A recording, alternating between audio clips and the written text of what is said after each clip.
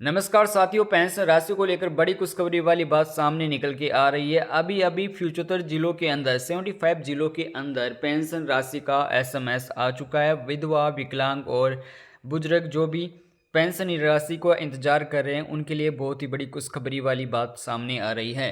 सभी पेंशन लाभार्थियों के लिए, वृद्ध अवस्थाओं के लिए और विकलांग पेंशन लाभार्थियों के सबसे लिए महत्वपूर्ण और जानकारी के लिए आपको बता दें, जिसका इंतजार था वो खत्म हो चुका है। करीब 1 करोड़ से अधिक पेंशन लाभार्थी इसका इंतजार कर रहे हैं और फिलहाल में 75 जिलों में पेंशन का एसएमएस आ चुका है। आप भी चेक कर सकते हैं, आपका भी पेंशन का राशि आ चुका होगा। इसी के साथ काफ़ी समय से काफ़ी लोगों का पेंशन बकाया था, यानी कि अभी भी उनका पैसा खाते में नहीं आया और एसएमएस वगैरह कुछ नहीं आया उनके पास। तो साथ ही साथ आप पेंशन पोर्टल पर पेंशन की प्रक्रिया शुरू कर दी गई है। उसके बाद पेंशन का पैसा अब बैंक खातों में आना शुरू हो चुका है और काफ़ी समय से जनवरी, फरवरी, मार्च का पैसा भी रुका हुआ था। उसके साथ ही यहाँ अप्रैल, मई, जून की पेंशन राशि बैंकों में आना शुरू हो चुकी है। एक बहुत बड़ी खबर सामने निकल के आ रही है, जिसमें आपको बता दें, आप तुरंत जाकर चेक कर सकते हो बैंक खाते को। यहाँ पर आपका पैसा आपको मिल जाएगा। डीबीटी के जरिए पैसा सीधे आपके बैंक खाते में भेजा गया है और साथ साथ आपको बता दो, आपके पास एसएमएस भी आ गया होगा। अगर आपके पास नहीं आया एसएमएस वगैरह तो आप क्या कर सकते हो, ये सबसे पहले आप जान लीजिएगा। और किन किन लाभार्थियों का पैसा रोका गया है और क्यों रोका जाता है वो भी आप समझ लीजिएगा। उसकी जानकारी भी आपको इसी वीडियो में देंगे। इसी के साथ किस किस राज्य में पेंशन आना शुरू हो चुकी है ये भी जानिए। इसी के साथ दोस्तों आपको बता दें कि पेंशन का पैसा बैंक खातों में लगभग 75 जिलों के अंदर पेंशन का लाभार्थियों का पैसा आया है। इसकी तमाम जानकारी आपको बताएंगे। 2-2 महीने से, 3 महीने से, यानी कुल मिलाकर 6 महीने से काफ़ी सारे लोगों का पैसा बकाया था, उनके खाते में नहीं आया था। लेकिन आपको बता दें कि अब आज या कल में या लगभग इस महीने में, जुलाई मंथ में सभी का पैसा, बकाया पैसा बैंक खाते में आने वाला है। करोड़ों लाभार्थियों का इंतजार अब समाप्त होता हुआ नजर आ रहा है। बहुत बड़ी खुशखबरी की बात यह है कि बैंक खातों में पेंशन राशि आ चुकी है।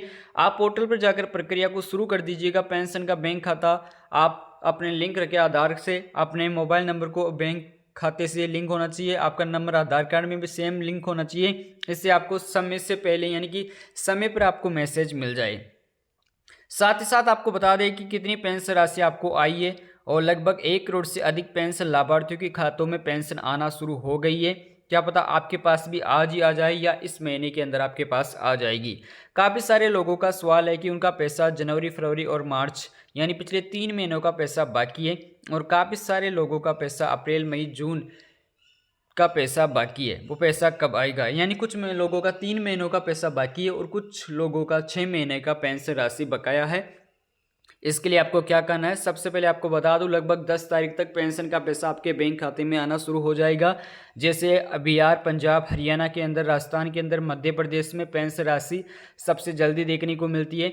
आज किन की पेंशन राशि है वो भी आप जान लीजिएगा। सबसे पहले आपको बताना चाहेंगे, आज 75 जिलों में पेंशन राशि बैंक खातों में आना शुरू हो चुकी है, जिसकी चर्चाएं मीडिया पर देखने को मिल रही है। मुख्यमंत्री जी के द्वारा पेंशन का पैसा बढ़ाने को लेकर ट्रांसफर की जाने की बातें चल रही है। पेंशन का पैसा बैंक खातों में आना शुरू हो चुका है।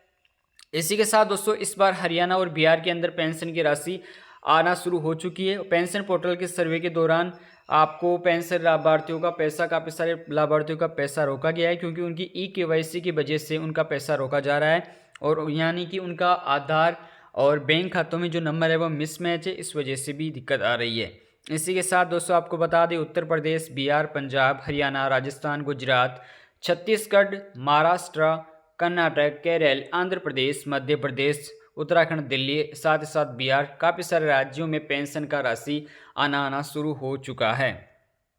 इसी के लिए दोस्तों आपको बता दूं कि काफ़ी सारे लोगों का मतलब बैंक में पैसा क्यों नहीं आता, क्या मिस्टेक रहती है ऐसी जिस वजह से उनका पैसा रोक लिया जाता है। इसमें सबसे बड़ी है दोस्तों, एड्रेस में कोई गलती हो या फिर 10 साल पुराना उसका अपडेट कराए, उसको अपडेट करवाए काफ़ी ज़्यादा समय हो गया हो, या उनके आधार और बैंक खाते में जो नंबर है वो मिसमैच हो, यानी लिंक वगैरह ना हो, इस वजह से, या दो नंबर सामने आते हैं उस वजह से भी दिक्कत आ जाती है।